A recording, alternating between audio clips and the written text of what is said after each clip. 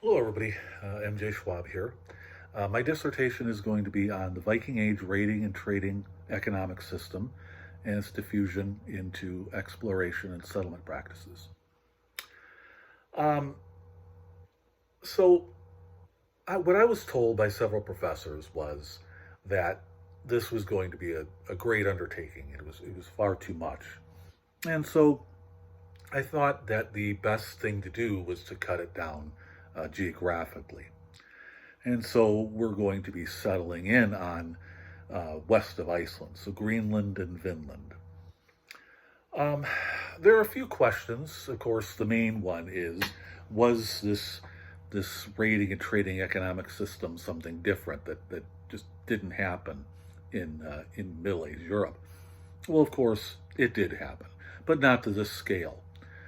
Um, Case in point, Lindisfarne. Of course, it's the beginning, the traditional beginning of the Viking Age. Of course, there were raids hundreds of years before that, so that was nothing different. Just the scale of this and the scale of these raids, like Lindisfarne, was common. And so what they did was they raided. They took everything, all the precious artifacts from the monasteries, anything from the village. The killing and stuff like that would have been seen as just something uh, of this economic system, a feature of it. And so they, what they would do is they would take everything and they'd melt it down. They'd make coinage out of it. They would make precious things, icons to the Norse gods and things like that. So it got this economy building like had never been seen, well, not since Rome in Europe. At the time, in 793, of course, the Muslim kingdoms would have had all the wealth. They would have had a great economic system. Um, and so, uh, once that question's answered, and the features of the exploration and settlement on places that we know about, like that any historian would know about, like Normandy and the Viking Rus, and of course England. And so the next question I would like to ask on this is when the system failed in Greenland especially, we know it failed in Vinland as well, but a lot more has been written about it in Greenland. And was it through a lack of adaptation by the Vikings or these post Vikings? And then where did these settlements go? The Eastern settlement can be easily explained. Their birth rate just didn't keep up with their death rate. The Western settlement, of course, they completely disappeared in 1342, or so we thought. Archaeological digs tell us now that some of the people on the fringes in the south and the east of the Western settlement of the Greenland colony were still there as late as after 1400. And of course, we know this because we look into their garbage pits.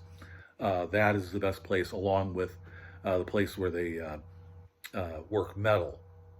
So the kilns and things like that can give us age of sites and how long people were working these.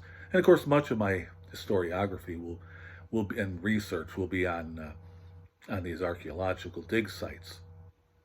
So in Vinland, of course, we just don't know enough. Of course, Lansan Meadow, which is, of course, is the one Viking site that we do know on North America. The original idea was that they were around for about 525 years, but now we know they were there between 100 and 150 years at least, again, by looking at their garbage pits.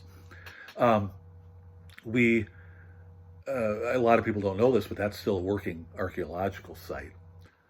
So, um, if we start off with the archaeology first, of course, Patricia Sutherland, of course, is a legend with as an archaeologist. She has been working archaeological sites from the 1980s through 2012 when she retired. But also we have scientific ones. Andrew J. Dugmore has done a couple of scientific workings there in '06 and '07, and of course his famous one in 2012 that gives us the proof, along with some other scientific outings, that the Vikings did adapt.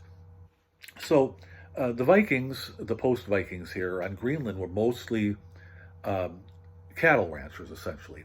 And so 90% of their diet was beef eating. And so what they would do is that if there were some lean times, they would eat fish, seal, or walrus meat. And so what you have is in the um, we'll say you started seeing this end between 1150 and 1200. So after 1200, you start to see instead of just 10% of their diet being fish, seal, and walrus, it jumps up to 40 to 60%. So what that tells scientists is that they were trying to adapt. It's just conditions wound up getting just absolutely horrendous.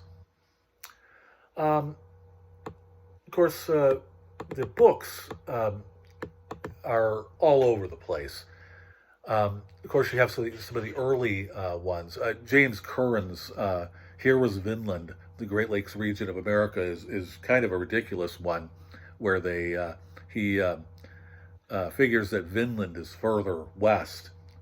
Of course, the Costa one in 1890 is interesting, and we're starting to go into some of these older ones. And of course, we have new ones, new sources that are uh, dealing with this economic system, and but nobody has transposed it to this far west, certainly.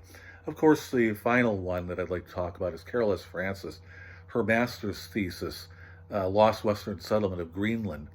She wrote it in 2011 and published it in 2012. She comes up with a solution on where it was that the Vikings of the Western Settlement went to. And so it's an interesting read. I can't wait to get into it fully. I think she, at the time when I wrote it, I read it first, I thought she supposed a bit too much. But now I think she might be um, kind of on par with some truth there. Uh, I think some DNA analysis may be in the works there, and they may be doing that now. So anyway, thank you very much.